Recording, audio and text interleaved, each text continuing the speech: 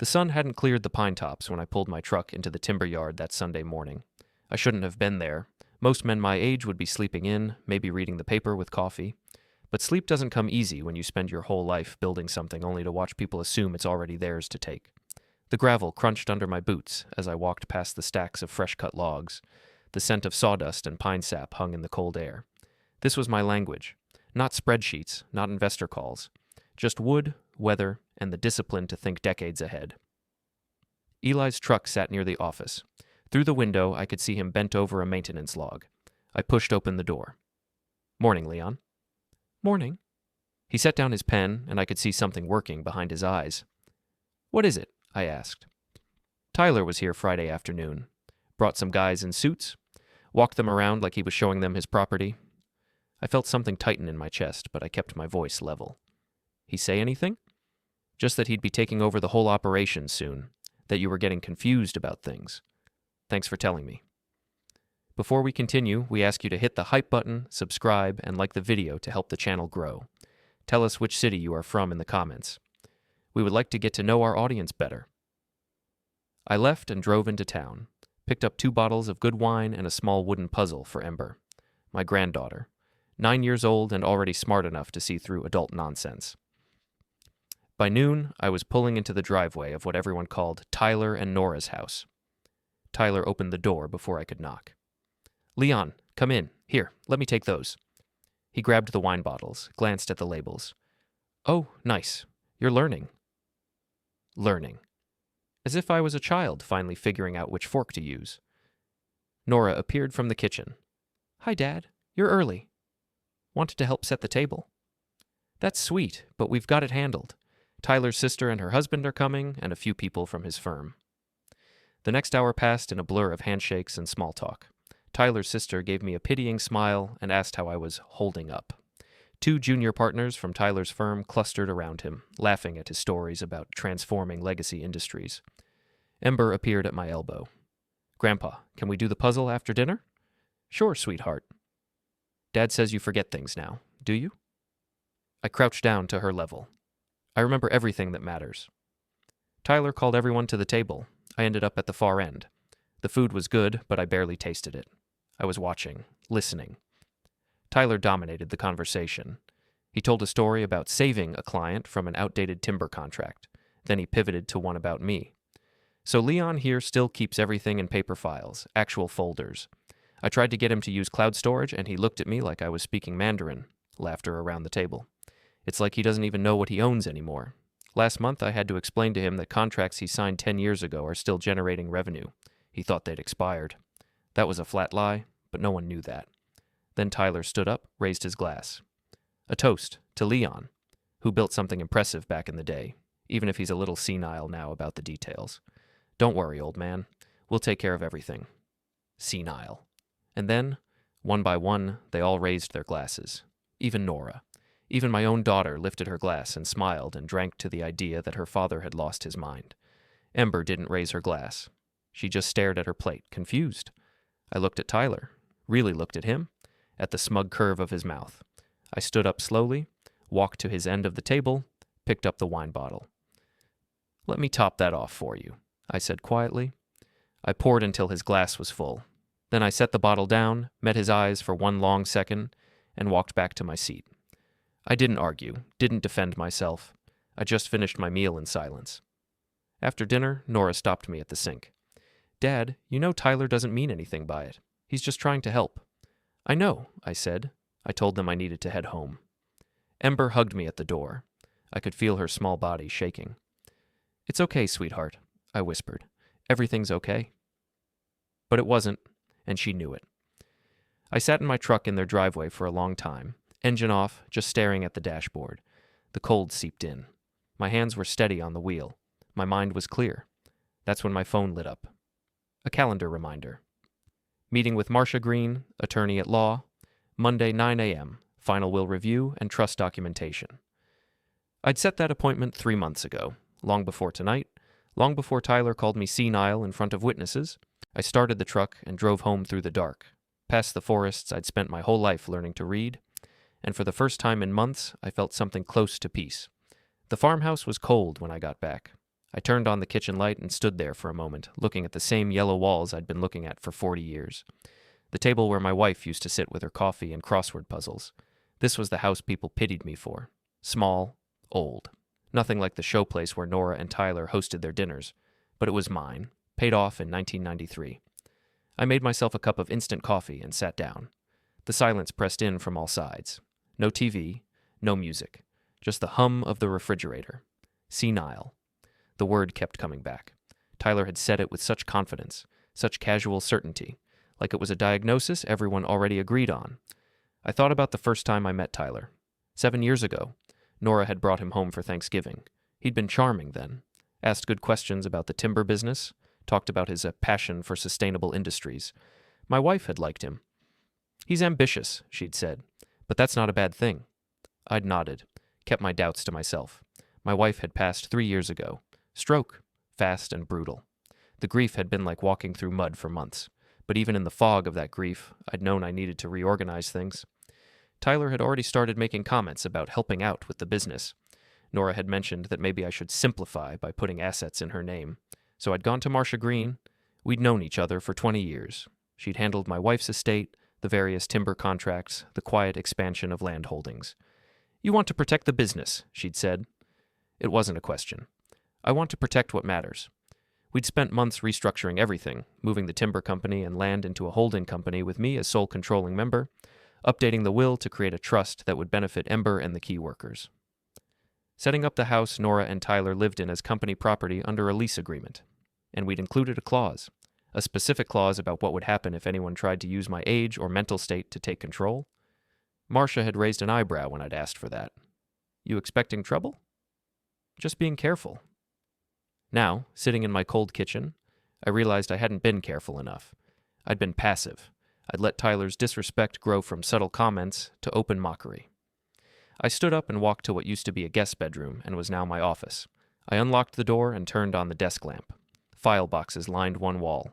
On the desk sat 3 folders. Holding company. Ownership structure.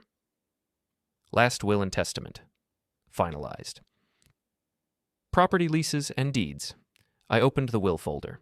The document was thick, professionally bound, every page initialed. I flipped to the distribution section and read it again, even though I'd memorized it months ago.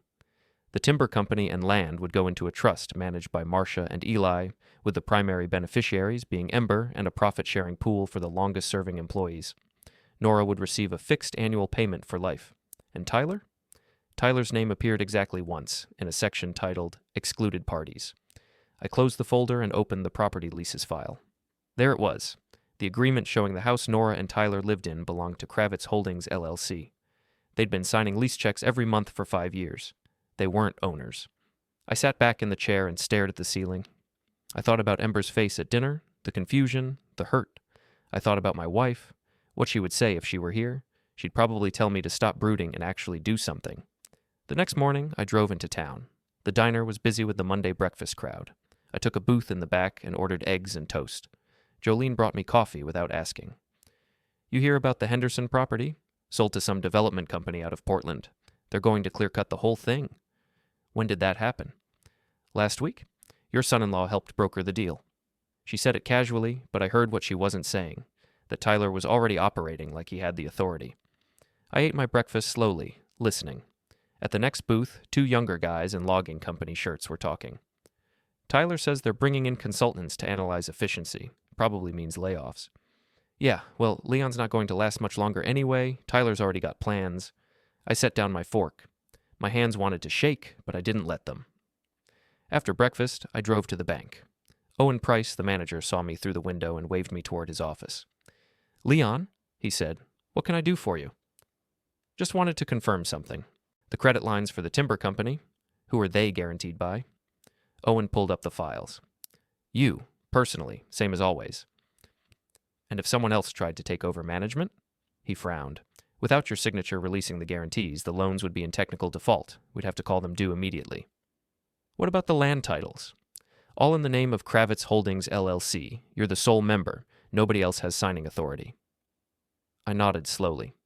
"Thanks, Owen." I left the bank and sat in my truck, watching people move up and down the sidewalk. Normal people doing normal things. My phone buzzed. A text from Nora. Can you come to Marcia's office with us tomorrow morning? Tyler wants to talk about future planning, 9 a.m. Let me know. I stared at the message for a long time. Future planning. They didn't even bother to hide it anymore. I texted back, I'll be there. Then I drove home, made a sandwich I didn't eat, and sat in my office until the sun went down. Everything was in place. Had been for months. Tomorrow, they'd find out. Monday night, I couldn't sleep. I lay in bed listening to the house settle, thinking about tomorrow. Around midnight, I gave up and went back to the office. I pulled out the holding company folder again. Everything color-coded and labeled. My grandfather taught me that paperwork beats confidence every time. You can be the loudest person in the room, but if you don't own what you're talking about, none of it matters. I opened the bottom drawer and pulled out a folder of photos. My wife and me on our wedding day. Nora as a baby. The last photo was from Ember's 7th birthday 2 years ago. Tyler's arm around Nora's shoulders, but his other hand was already reaching for his phone. Even then, even at his daughter's birthday, he couldn't just be present. I closed the folder and put it back. The next morning, I was up before dawn. Showered, shaved, put on a clean flannel shirt and my good jeans. I made coffee and forced myself to eat toast.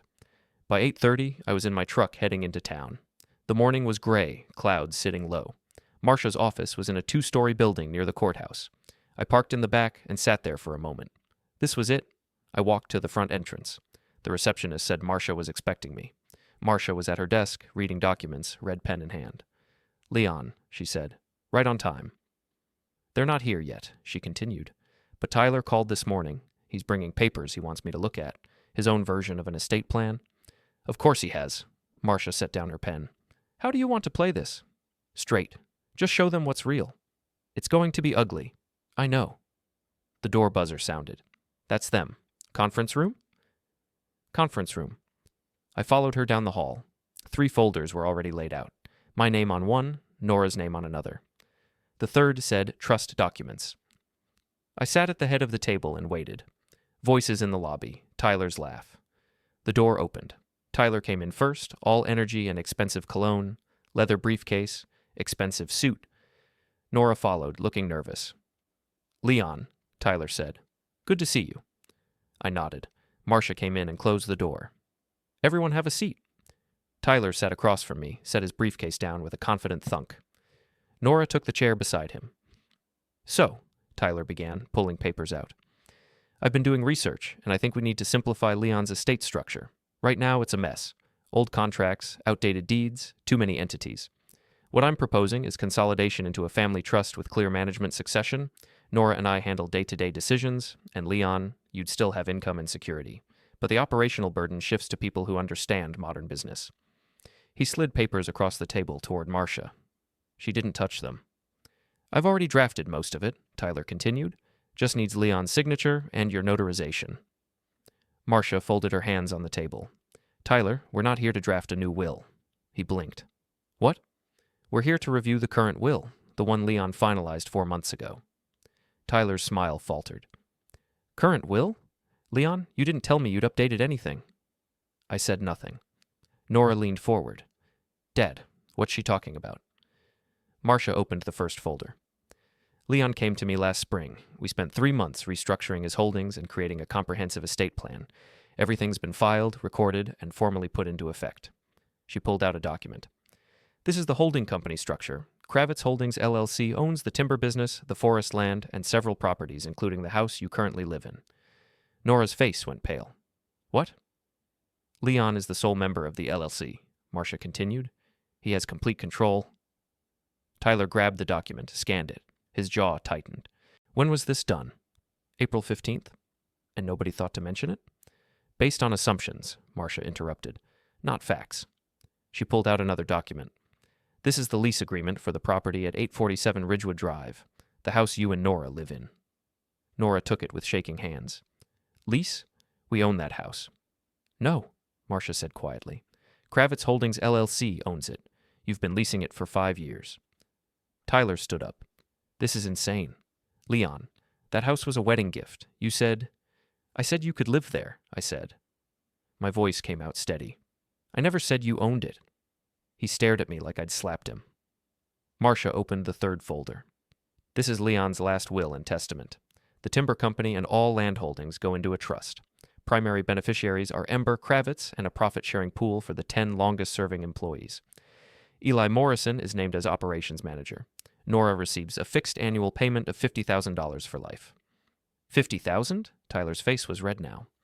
The company generates millions. The company supports 40 families, Marcia said. Not just yours. She pulled out another page. There's also a clause here. If any party attempts to declare Leon mentally incompetent or uses his age to seize control of assets, that party is immediately excluded from all inheritance and barred from living in company-owned properties. The room went silent. Tyler was staring at the document. Nora had tears running down her face. "Dad," she said, "why would you do this?" I looked at her. "When did you start believing I was senile?" "I didn't." "Sunday dinner. Tyler called me senile. You raised your glass." She flinched. "For 2 years, I've listened to jokes about my confusion, about how I don't understand my own business anymore." I kept my voice level. I understood fine. I just wanted to see who would stand with me and who wouldn't. Tyler slammed his hand on the table. "This is manipulation. You set us up." "I protected what I built," I said, "from people who thought it was already theirs." Marcia closed the folders. "Everything here is legally sound. You're welcome to contest it. But any challenge based on mental competency will trigger the exclusion clause, and Leon has recent medical records confirming full cognitive function." Tyler grabbed his briefcase. His hands were shaking. "This isn't over." "Yes," I said quietly. "It is." He looked at me with something close to hatred, then turned and walked out. The door slammed. Nora sat frozen. "You're going to kick us out." "That's up to you," I said. "The lease is month to month. If you want to stay, you pay rent. If Tyler tries to go after the company or the land, the lease terminates. He's my husband, and this is my life's work." She stood up slowly, gathered the papers. At the door, she turned back. "I thought you loved me." "I do," I said. "That's why I'm teaching you what respect means." She left. Marcia gathered the folders. "You okay?" "I'm fine." Through the window, I could see Tyler and Nora on the sidewalk. He was gesturing wildly, phone to his ear. She was crying. I turned away. "Send me the final copies," I said, "and let Eli know I'll meet with him tomorrow." "Will do." I walked out through the lobby. Outside, the rain had started. I pulled my jacket collar up and headed for my truck. My phone rang. "Eli." "Yeah," I answered. "Leon, you got a minute? We need to talk about the schedule for the north section." "I'll be there in 20 minutes." I climbed into the truck, started the engine. The heater cranked on. I sat there for a moment, watching the rain. Then I put it in gear and drove toward the timber yard. There was work to do. The timber yard was busy when I pulled in. Trucks being loaded, crew chiefs checking manifests. The familiar controlled chaos of a Monday morning in full swing. I parked near the office and saw Eli through the window, on the phone, pointing at something on a map spread across his desk. He waved when he saw me, held up one finger. I nodded and walked over to the equipment shed. The smell of diesel and sawdust was thick in the air. One of the older loaders was up on blocks, Jorge underneath it with a wrench. "How's it looking?" I asked. Jorge rolled out, wiped grease from his forehead. Hydraulic lines shot. "Be done by lunch." "Good man." He studied my face. "Everything okay, boss?" "Yeah, just a long morning." Heard Tyler was in here again Friday. Brought suits. Word traveled fast. Small towns were like that. He won't be coming around anymore. Jorge raised an eyebrow but didn't push. Well, that's probably for the best. I headed to the office. Eli was off the phone, pouring coffee from the ancient pot we'd had since the 90s. "Want some?" he asked. "I'm good." He sat down, gestured to the map. "North section's ready for thinning. Crew can start Thursday if the weather holds." I looked at the marked areas. Careful selection cuts, leaving the younger trees to grow. Sustainable. The way it should be done. "Looks good," I said. "Go ahead and schedule it." Eli nodded, then set down his coffee. "So, you want to tell me what happened this morning?" I sat in the chair across from him. Had a meeting with Marcia. Showed Tyler and Nora the real ownership structure. And? Tyler didn't take it well. Eli let out a long breath. "I figured it was coming. He's been acting like he owned the place for months." "Not anymore." We sat in silence for a moment. Through the window, I could see the crew loading the last truck. Normal work, honest work. "What do you need from me?" Eli asked. "Keep doing what you're doing. We'll formalize some things over the next few weeks. Marcia's going to send over paperwork about the trust structure and your role as operations manager." He looked surprised. "Operations manager? You've been doing the job anyway. Might as well make it official." "What about Tyler?" "Tyler's done." Eli processed that. "The crew's going to have questions. Tell them the truth. Company's staying in the family and with the people who've been loyal. No outside investors, no sudden changes. They'll be relieved. There's been talk about layoffs, restructuring. Tyler's been making promises to people, saying things were going to modernize. Things are going to stay exactly as they are," I said. "Steady, sustainable, fair." My phone buzzed. A text from Nora. "We need to talk. Please." I put the phone back in my pocket. Eli saw my expression. "You okay?" "I will be."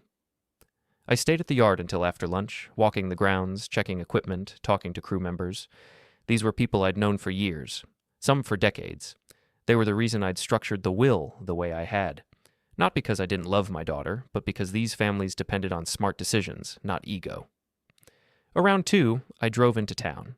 I needed to stop by the bank, confirm a few things with Owen, make sure nothing Tyler had done in the past few months had created problems I didn't know about. The bank was quiet. Owen saw me and immediately stood up from his desk. "Leon, come in, come in." I sat down in his office. "I want to run through the accounts. Make sure everything's clean." "Of course." He pulled up screens on his computer. "I actually got a call this morning from Tyler. He was asking about loan guarantees and credit lines." "What did you tell him?" "That I couldn't discuss account details without your authorization." Owen glanced at me. He wasn't happy. "I bet." We spent the next hour going through everything. Business accounts, land loans, credit lines. All of it was solid. All of it required my personal signature. Tyler had no access, no authority, no leverage. "You're completely protected," Owen said. "Even if he tried to claim power of attorney, which he can't without your consent, these guarantees would prevent any transfer." "Good." Owen leaned back in his chair. "Leon, can I ask what's going on?" "Just making sure my house is in order." "Fair enough." He printed out statements and handed them across the desk. "If you need anything else, just call." I left the bank and sat in my truck, looking at the statements. Numbers in neat columns, assets, liabilities, net worth. Cold facts that didn't care about hurt feelings or family drama. My phone rang. Nora again. I let it go to voicemail.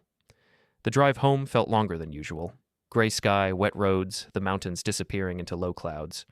I thought about Ember, wondered if she understood any of what was happening. Probably not. She was 9, old enough to sense tension but too young to grasp the details. I'd written her a letter. It was in the office, sealed in an envelope with her name on it. Marcia had instructions to give it to her when she turned 18. In it, I tried to explain why I'd done what I did, not because I was angry, but because respect mattered. Because watching someone you love treat you like you're worthless teaches you exactly how much they value you. When I got home, I made a simple dinner. Chicken, rice, vegetables. Ate at the kitchen table while reading through the statements Owen had printed. Everything was there in black and white. Proof that I knew exactly what I owned and exactly what I was doing. After dinner, I went to the office, sat at the desk and stared at the phone. 3 missed calls from Nora, 2 voicemails. I played the first one. "Dad, please call me back. He's really upset. He's saying things, threatening to get lawyers involved. I just want to understand why you did this. Can we please talk?" The second one was shorter. "Dad, please." I set the phone down and looked out the window. Dark now, rain still falling. The forest beyond the yard was just a black wall. I thought about calling her back, explaining again. But what would I say that I hadn't already said at Marcia's office? Instead, I pulled out a yellow legal pad and started making notes. Things that needed to happen over the next few months. Formalizing Eli's new role, updating insurance policies, meeting with the crew chiefs to reassure them about job security, setting up the trust structure so Ember would be taken care of no matter what happened. Practical things. Things I could control. The phone rang again. I looked at the screen. "Tyler." I declined the call. 5 minutes later, another call. Tyler again. I turned the phone off and went back to my notes. Outside, the rain kept falling. And somewhere in the dark forest, the trees I'd spent my life protecting stood silent and unbothered by any of this. Wednesday morning, I went to church. I hadn't planned on it, but I woke up early and the house felt too quiet, too full of thoughts I didn't want to keep circling. So I showered, dressed, and drove to the small white chapel at the edge of town. The parking lot was nearly empty. Service didn't start for another hour. I parked in the back and sat there, watching a few early arrivals trickle in. Older folks mostly. People who came early to help set up, arrange flowers, prepare coffee in the fellowship hall. Pastor Reed's truck pulled in. He saw me and walked over, tapped on my window. I rolled it down. "Leon," he said, "didn't expect to see you here midweek. Needed some quiet." He nodded slowly. "Mind if I sit?" "Suit yourself." He walked around and climbed into the passenger seat. For a moment, we just sat there, watching the clouds move across the sky. "Heard you had some family business earlier this week," he said finally. Of course he had. Small town. Everyone knew everyone's business within about 6 hours. "That's one way to put it," I said. "Want to talk about it?" "Not particularly." He smiled slightly. "Fair enough." We sat in more silence. Reed was good at that. He didn't push, didn't try to fill every moment with words. It was one of the reasons I'd always respected him. "Can I ask you something?" I said. "Sure." "When does being patient turn into being a doormat?" Reed thought about that. "I suppose when you stop standing up for what's right because you're afraid of the conflict. And if standing up means losing your daughter, then maybe your daughter needs to learn what standing up looks like." He turned to face me. "Leon, I've known you 25 years. You're one of the most patient men I've ever met. If you've drawn a line, I trust you had good reason." I nodded, throat tight. "But," Reed continued, "drawing the line is just the first part. Holding it is harder." "I know." He opened the door. "Come inside. Have some coffee. You don't have to stay for service if you don't want to, but you shouldn't sit out here alone." I followed him into the fellowship hall. A few people were there, setting out cups and arranging chairs. They greeted me with nods and quiet hellos. No one asked questions, small mercies. I stayed for coffee, then left before service started. The drive home was clear and cold, the kind of November morning where you could see your breath but the sun was trying to break through. At home, I changed into work clothes and drove to the timber yard. Eli's truck was already there, so were most of the crew. A normal day, work to be done. I spent the morning walking the property, checking tree markers for the Thursday thinning operation, making notes, physical work, simple decisions. This tree stays, that one comes down. Clear rules based on age, health, spacing, no emotion, just forestry. Around noon, Eli found me near the north section access road. "Got a second?" he asked. "What's up?" "Had a visitor this morning. Tyler showed up, tried to get into the office. I stopped walking." "What did you tell him?" "That he didn't have authorization to be on company property. He said he was family, had every right. I told him family doesn't override ownership." Eli's jaw was tight. He didn't like that. "He leave?" "Eventually. But he took photos of the equipment yard. Made some comments about reporting us to regulators for safety violations." I felt anger flare hot in my chest, then forced it down. "Let him try. We're in full compliance. Always have been." "I know that, but he's looking for leverage. He won't find it." We walked back to the office.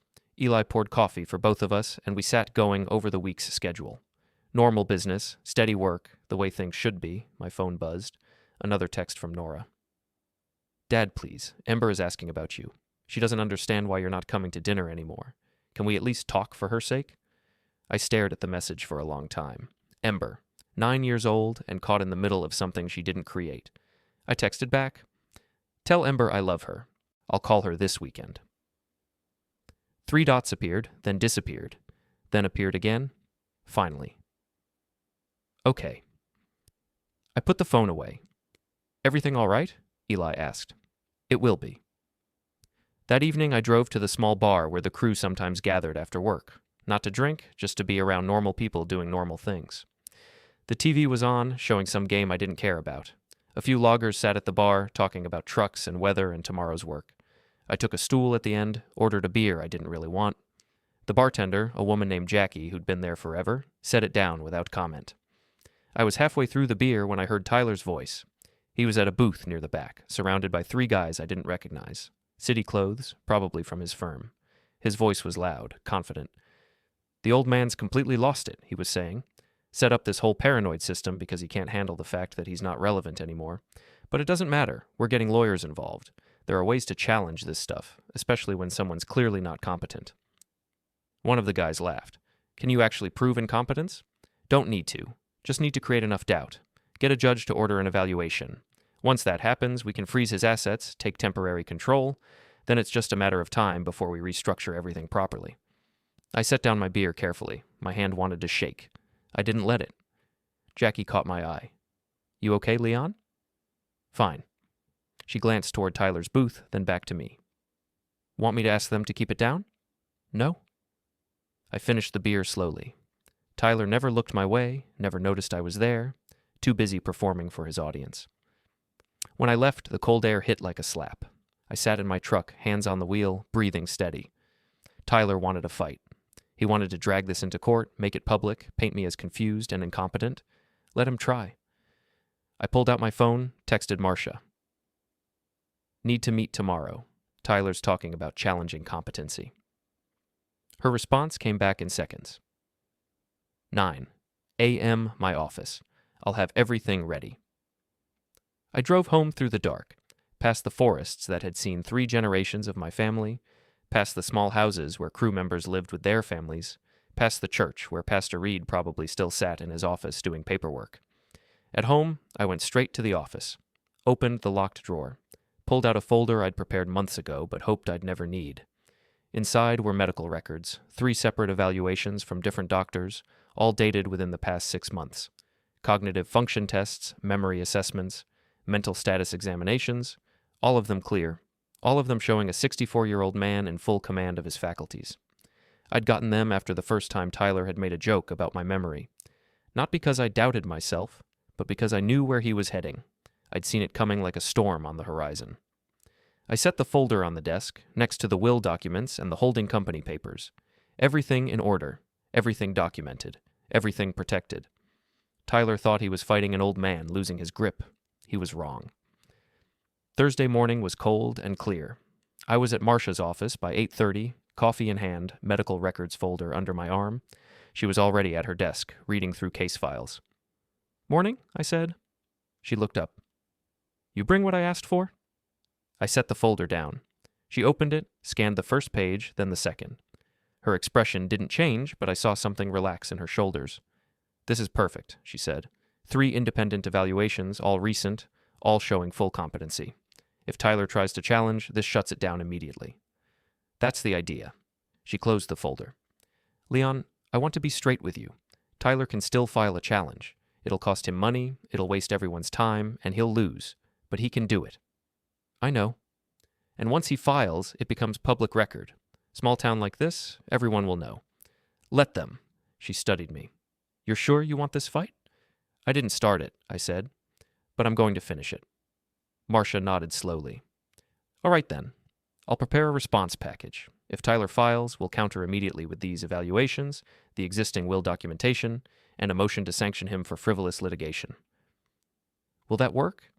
It'll make him think twice, and it'll show the court that you're not some confused old man being manipulated.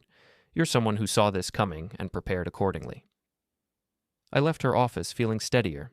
The sun was fully up now, burning off the morning frost. I drove to the timber yard, where the crew was already mobilizing for the thinning operation. Eli had the trucks lined up, chainsaws loaded, safety gear distributed, everything running smooth.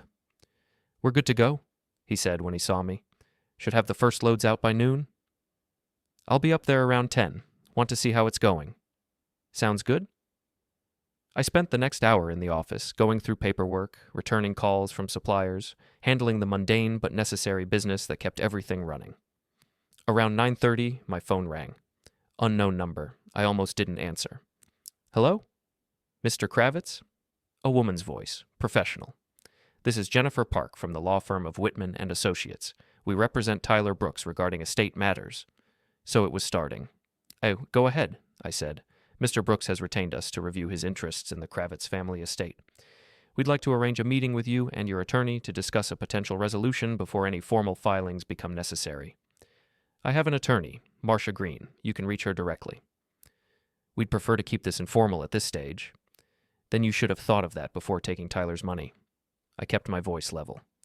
All communication goes through my attorney. Have a good day. I hung up. 5 minutes later, my phone buzzed with a text from Marcia.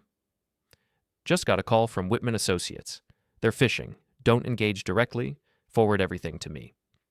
I texted back. Already did. The morning moved forward. I drove up to the north section, watched the crew work. Clean cuts, careful selection, minimal impact on the surrounding trees. This was sustainable forestry. This was what I'd spent my life building. One of the younger crew members, a kid named Danny who'd been with us 3 years, waved me over. "Mr. Kravitz, can I ask you something?" "Sure."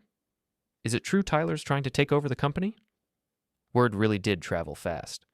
"Tyler's not involved with the company anymore," I said. "So we're okay? Jobs are safe?" "Jobs are safe. Company's staying exactly as it is." Relief washed over his face. "That's good. Some of the guys were worried." "Tell them not to be. We're solid." I stayed until lunch, then drove back down. My phone rang again. This time it was Nora. I answered. "Dad," she said immediately. "What's going on? Tyler just told me he hired lawyers." "Then Tyler should have discussed that with you first."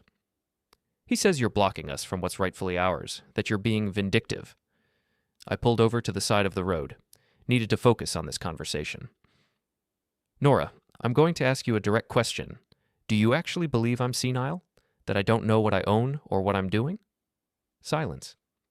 "Because if you do," I continued, "then Tyler's lawyers will fail, because I have 3 separate medical evaluations proving otherwise. And if you don't believe it, then you need to ask yourself why you're supporting Tyler's attempt to take something that was never his. He's my husband, and I'm your father, the one who built everything you're living in." More silence, then quietly, "I don't want to lose you." "Then stop trying to take what's mine." She hung up. I sat there for a moment, hands on the wheel, staring at the tree line. Then I put the truck in gear and drove home. That evening, I called Ember. Nora answered, voice tight.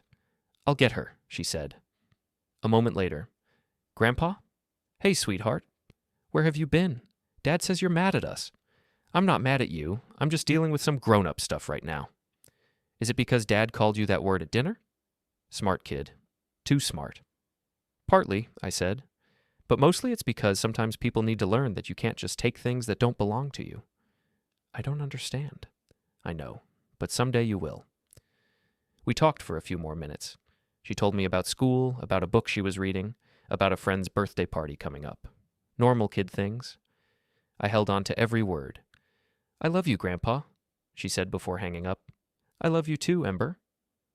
After the call, I sat in the dark kitchen for a long time. Then I went to the office, pulled out a piece of paper, and started writing. Dear Ember, by the time you read this, you'll be old enough to understand why I made the choices I made. Right now, you're 9, and the world probably seems confusing. Adults are fighting, and you don't know why.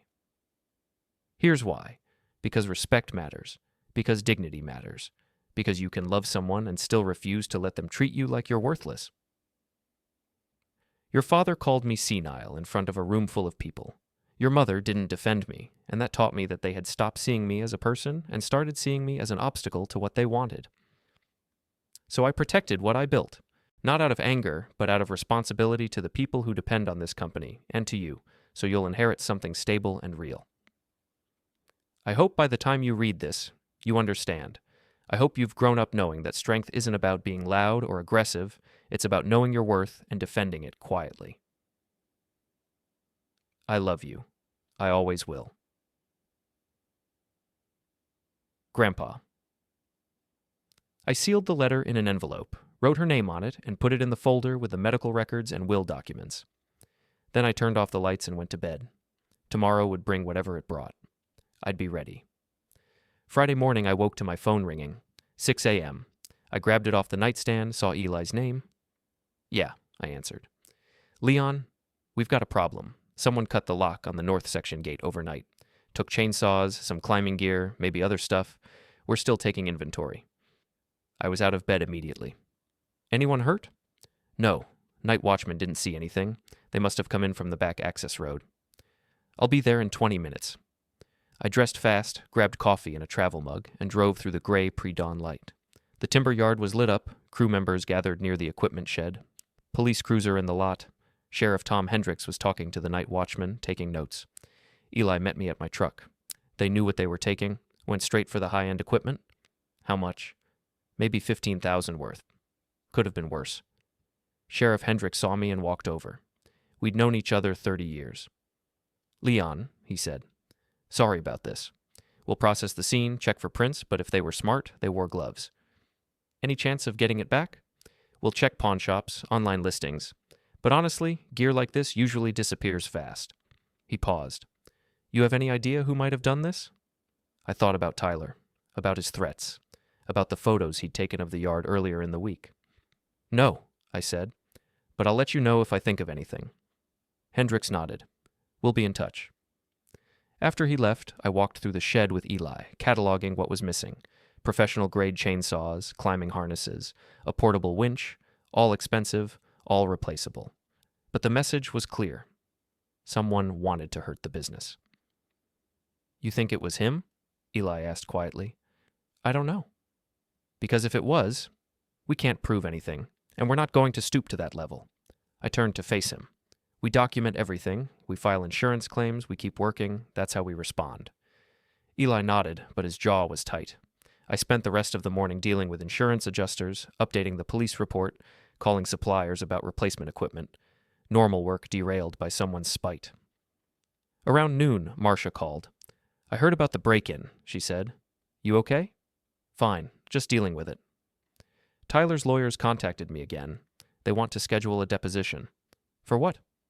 They're building a case for incompetency. They want to question you under oath about your business decisions, medical history, daily functioning. I felt heat rise in my chest. Let them. Leon, I need you to understand what this means. They're going to ask intrusive questions.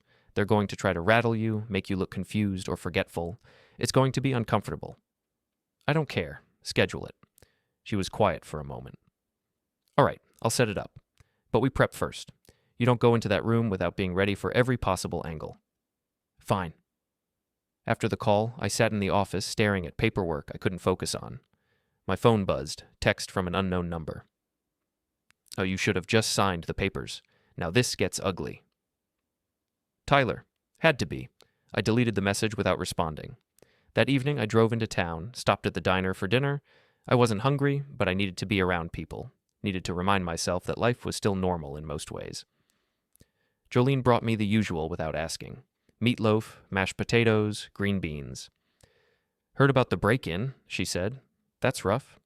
Yeah. Any leads? Not yet. She refilled my coffee. Well, if it helps, most of the folks around here know you're solid. Whatever Tyler's saying, people see through it. Thanks, Jolene. I ate slowly, listening to conversations around me. Normal talk, work schedules, weekend plans, high school football scores, the mundane rhythm of small-town life. I was almost done when Pastor Reed slid into the booth across from me. Mind if I join you? He asked. Free country. He ordered coffee, waited until Jolene walked away. I heard Tyler's pushing legal action. Word travels fast. It does when someone's making noise about it at the hardware store, the bank, and the post office. Reed stirred sugar into his coffee. He's telling anyone who'll listen that you're incompetent and that he's doing this to protect you. Let him talk. Leon, I'm worried about you. I looked at him. Don't be. I know what I'm doing. I believe you, but this kind of fight takes a toll. You have support if you need it. I'm fine. He nodded slowly. All right, but the offer stands. After he left, I paid the check and drove home. The house was dark and cold. I turned on lights, made the place feel less empty. Then I went to the office and pulled out the deposition prep materials Marcia had emailed over. Questions they might ask. What is your full legal name and date of birth? Describe your daily routine. Who handles your financial affairs? When was the last time you saw a doctor? Have you experienced any memory problems? Do you understand the terms of your current will? Why did you exclude your son-in-law from inheritance? I went through each question, writing out clear, factual answers. No emotion, no defensiveness, just truth. Hours passed. The coffee went cold. Outside, the wind picked up, rattling the windows. My phone buzzed. Text from Nora. Dad, Tyler says you're making this harder than it needs to be. Can we please just sit down and talk? All three of us? I stared at the message for a long time. Then I typed back. There's nothing to talk about. Everything was explained at the attorney's office. If Tyler wants to fight this in court, that's his choice. But I'm done negotiating. Her response came immediately. He's my husband. I have to support him. And I'm your father. You chose your side. I turned off the phone and went back to the prep materials. Outside, the wind kept blowing, and somewhere in the darkness, someone who'd stolen from me was probably sleeping soundly, convinced they'd made their point. They hadn't. The deposition was scheduled for Tuesday morning at Whitman & Associates' office in the city. I drove up Monday afternoon, checked into a cheap motel near the courthouse, and spent the evening reviewing Marcia's prep notes one more time. She'd told me to dress neat, but not fancy, to answer only what was asked, to stay calm no matter what they threw at me, to remember that every word would be transcribed and could be used later. I barely slept. Not from nerves, exactly. More from the strange feeling of being in a generic room with thin walls and traffic noise, knowing that tomorrow would define how this whole thing played out. Tuesday morning, I met Marcia in the lobby of a glass and steel building downtown. She was carrying a briefcase and wearing a suit that meant business. "You ready?" she asked. "As I'll ever be." Remember, short answers, stay factual, don't get defensive. If you don't know something, say you don't know. If you need a break, we take a break. Got it. We rode the elevator to the 8th floor in silence. The law firm's reception area was all polished wood and expensive art. A young woman at the desk directed us to a conference room. Inside, Tyler sat next to a lawyer I didn't recognize. Mid-40s, expensive suit, the kind of face that had never worked a day outside an office. Across from them sat a court reporter with her equipment already set up. Tyler didn't look at me, just stared at his phone, jaw tight. "Mr. Kravitz," the lawyer said, standing. "I'm David Whitman. Thank you for coming." I didn't shake his hand, just sat down next to Marcia. Whitman went through the preliminaries, stating my name for the record, confirming I understood I was under oath, explaining the process. Then he started. "Mr. Kravitz, how old are you?" 64. "And what is your occupation?" "I own and operate a timber harvesting company." "How long have you been in the timber industry?" 46 years. "Can you describe your typical daily routine?" I walked him through it. Morning checks at the yard, meetings with crew chiefs, reviewing contracts and schedules, inspecting active sites, evening paperwork. "Do you use a computer for this work?" "Sometimes. Mostly paper records." "Why is that?" "Because I've been doing it this way for 4 decades and it works." Whitman made a note. "Do you use email?" "Occasionally." "How often?" "When necessary." "Do you use a smartphone?" "Yes." "Do you use apps for banking or business management?" "No. I go to the bank in person." More notes. I could see where this was going, trying to paint me as technologically incompetent, out of touch, unable to manage modern business. "Mr. Kravitz, when was the last time you saw a doctor?" 2 weeks ago, regular checkup." "And before that?" 6 months ago, another checkup." "Have you ever been diagnosed with any cognitive conditions? Memory problems? Confusion?" "No." "Has any doctor ever expressed concerns about your mental acuity?" "No." Whitman glanced at Tyler, then back to me. "Mr. Kravitz, are you aware that your son-in-law has expressed concerns about your ability to manage complex business affairs?" Marcia jumped in. "That's not a question. That's a statement." Whitman rephrased. "Are you aware of Mr. Brooks's concerns?" "I'm aware he said things," I answered. "They're not true." "What specifically has he said that's untrue?" "That I'm confused, that I don't understand my own business, that I'm incompetent." "Why do you think he would say those things?" I looked directly at Tyler for the first time. He was staring at the table. "Because he wants to take control of something that doesn't belong to him." Whitman's expression didn't change. "Mr. Kravitz, can you explain why you excluded Mr. Brooks from your will?"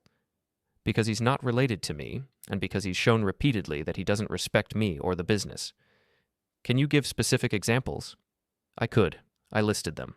The Sunday dinner where he called me senile, the comments about my confusion, the jokes at my expense, the attempts to get me to sign over authority, all of it, calmly and factually. Whitman took notes.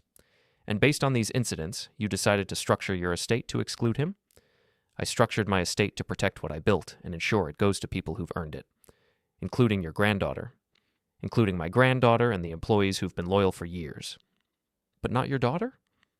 "My daughter receives a significant annual payment for life. That's not exclusion." Whitman flipped through papers. "Mr. Kravitz, are you aware that the house your daughter and son-in-law currently live in is owned by your holding company?" "Yes, I structured it that way." "Why?" "Because I paid for it, and I wanted to maintain control of my assets." "Did you inform them that they didn't own the house?" They sign lease checks every month. They know?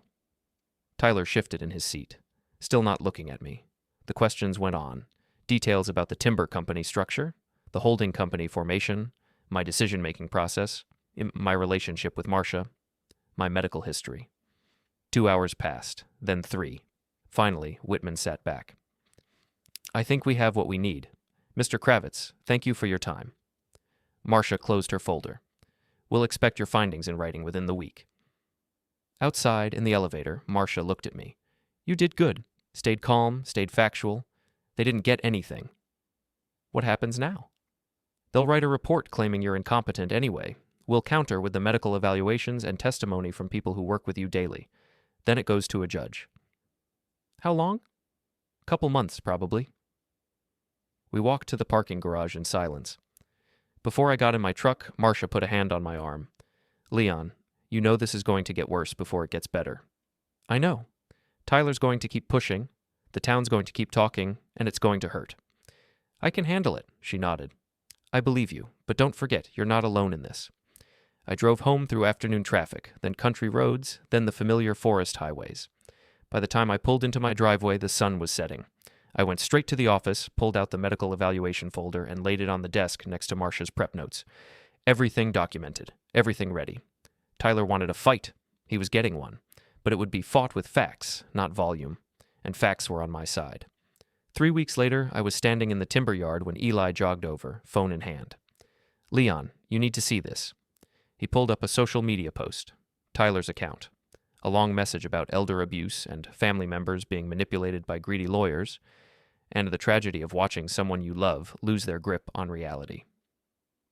Comments below from people I'd never heard of, expressing sympathy for Tyler's situation. I handed the phone back. So he's going public. Half the town's probably seen it by now. I looked out at the log stacks, the crew working, the machinery running smooth. Doesn't change anything. Leon, people are going to believe him. Some will, some won't. I turned back to Eli. We keep working, keep the crew focused.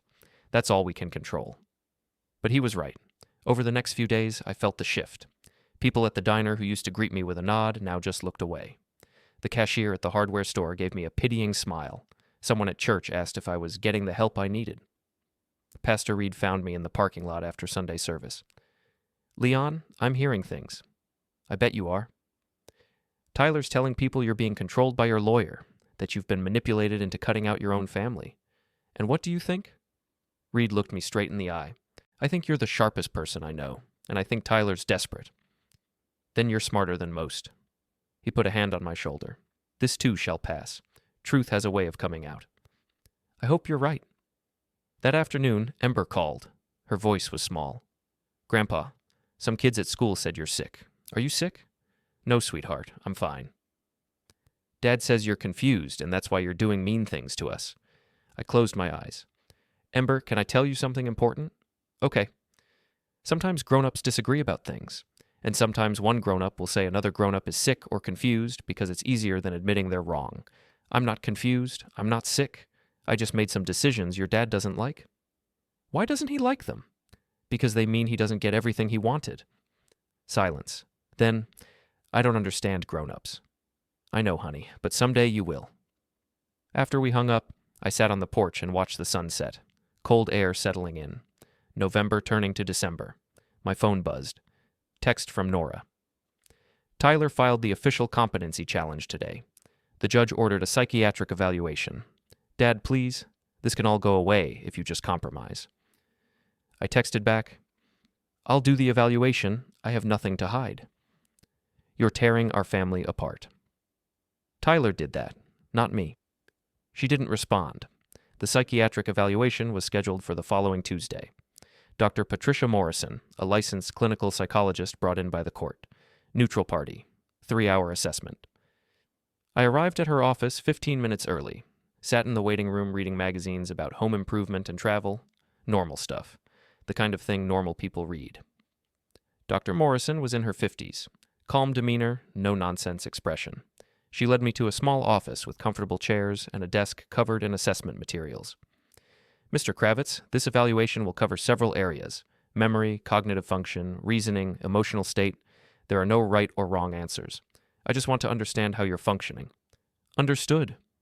For the next 3 hours, she walked me through tests, recalling lists of words, solving logic puzzles, explaining my decision-making process, drawing clock faces, answering questions about my mood, my sleep, my daily activities. Some of it felt silly. Some of it felt invasive. But I answered everything honestly and completely. At the end, Dr. Morrison made notes, then looked up.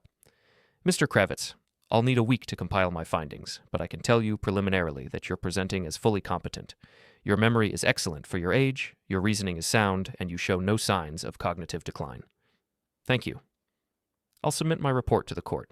They'll use it to make their determination." I left the office feeling lighter than I had in weeks.